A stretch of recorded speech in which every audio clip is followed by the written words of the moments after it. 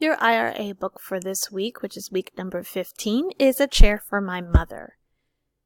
If you have not, you need to scan the QR code so you can watch and listen to the book before you start your journal prompt. If you've already listened to the book today, then you can continue. Your prompt says, what is something you saved your money for? How did you feel when you finally got to buy it? So remember, I need 2 or more sentences down below.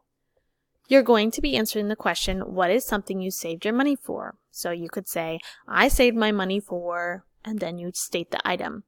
Then the second question you need to answer is, how did you feel when you finally got to buy it?